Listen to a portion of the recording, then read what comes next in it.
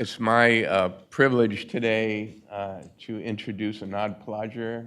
He's the CEO of DreamWorks and the new CEO of the Sarasota Magazine, which has been such a great partner for the CAC. I'm sure many of you have read the hurricane updates that they put on their front page every time there's a hurricane that threatens Sarasota, and the CAC writes those updates, and it's a religion for us.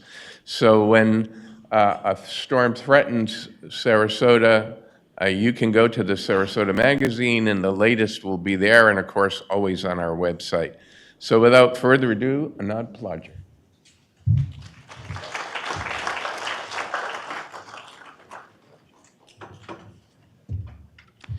Hello, everyone. Can you hear me okay?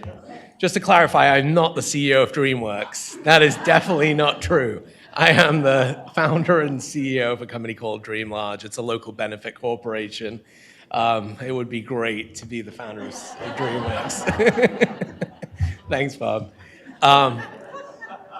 As Bob mentioned, I'm involved in Sarasota Magazine, and what we are gathered here today, yesterday and today, is probably the most important conversation of our community in this moment in time. It's a huge inflection point for where we are as a society and ultimately for the future of Sarasota.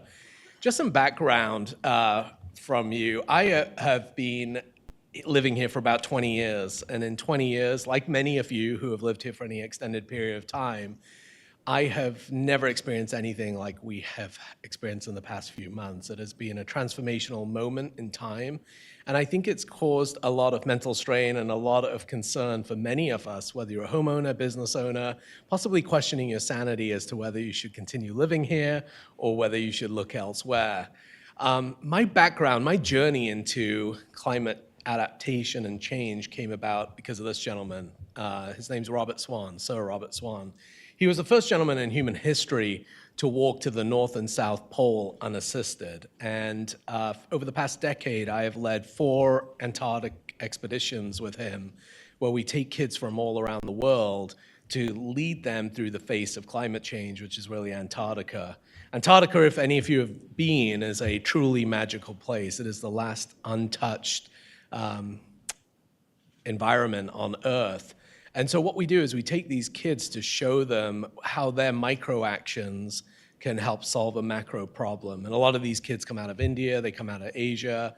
And the reason we do that is because ultimately the change is going to start at a granular micro level. And that's what we realized, is that in a country like India, where you have a population of over 1 billion, how do you affect a conversation, a narrative about climate change when the government is saying something entirely different, which is, we don't agree with the Paris Accord. You as America got to exploit fossil fuels to achieve your dominance. Why don't we have the same opportunity? So by taking it into the villages, taking it into the smaller communities, we believe there's more action. And as a result of this, 2041 now has thousands of climate champions around the world.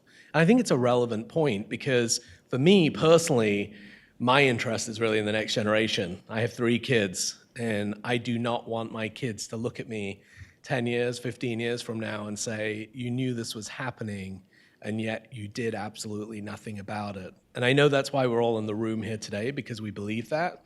But ultimately, I think the moment in time for us is to use our circles of influence and help drive this narrative to every level of this community. If we could align all of our force vectors towards solving this issue, or at least addressing it in a unique and I guess experimental way. Sarasota has been a community that has dabbled in all kinds of experiments over the years, and I think this is the time and this is the place. I've thrown some photos together to share with you. I mean, again, these are of Antarctica, the untouched raw beauty, and ultimately the ecological impact that's going to follow as a result of our inaction in the world. But this is a great quote I wanted to share. The rate of change on the outside exceeds the rate of change on the inside. The end is near. Jack Welch said that about GE. He was talking about the corporate world. But I think that quote today is more relevant than anything for where we are as a human society, and I think also where we are as Sarasota as we look to the future. Our barrier islands got destroyed. I'm sure many of you saw the devastation that's happened. You've seen in pictures, Bob talked about it. if we don't start to think differently about this problem and work together as a community, this could be the greatest thing we do collectively. Our community is so disconnected on some of these issues, and I think we have a responsibility to try and bring it together around this. So I'm thrilled you're all here. I'm so excited for what Bob has built here, Bob and Rick have built with the Climate Adaptation Center, and we have a big opportunity in front of us. I like to think that we don't inherit the earth from our ancestors. We borrow it from our children. And so our next generation really deserves a fair shake at enjoying the Florida that we all have grown to know and love. So with that preamble out of the way, I know we have a big day ahead of us. I have the pleasure of introducing the first person who's going to be coming up here today. And this is a woman that needs absolutely no introduction. If you've lived in Sarasota, you've definitely met this woman or heard about this woman. My favorite story about her is that, as you well know, Selby Gardens undertook one of the most brutal community efforts to try and suppress the vision for what the master plan of Selby could look like. It's a 45-acre botanical garden that has been now transformed into the world's first net positive botanical garden. I think it exceeds its energy usage. It generates 10% more energy than it actually uses. But my favorite story about Jennifer Rominiecki is this. When she was going through the battles with the Sarasota City Commission, there was one meeting in particular where she was getting a lot of bullets fired at her. And she leaned over and under the quietness of her breath said this one statement, which I'll never forget. I don't think these people know who I am.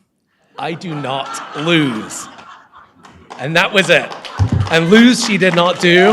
She continued to take Selby, win. And Selby, I think, has transformed our vision of what a world-class botanical gardens could do.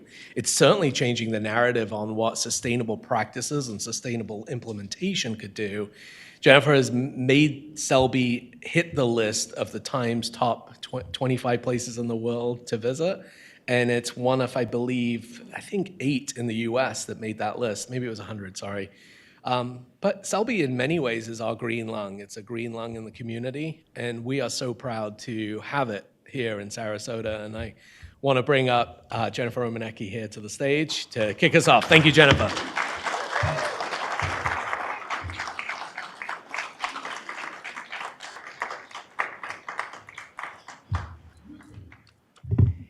Yes, I don't take no for an answer. I'm now famous for that. But for today's session, it was really interesting to me when Bob approached me about, I'm very focused on climate change, resiliency, but how that dovetails with mental health was something that I really never took the time to think about, and Selby Gardens master plan is absolutely an international model for resiliency and sustainability. And I'm thrilled to say that in the wake of these 3 major storms, that project did its job, which is really great. Now, the problem is we have to do the second phase, we have to do the third phase, and we do. It's important. But I think these storms really underscored the urgency of resilience. And, in thinking about the topic today and mental health, the great thing, I'm going to give you 2 perspectives. One as the CEO and president of Selby Gardens, one as a mother.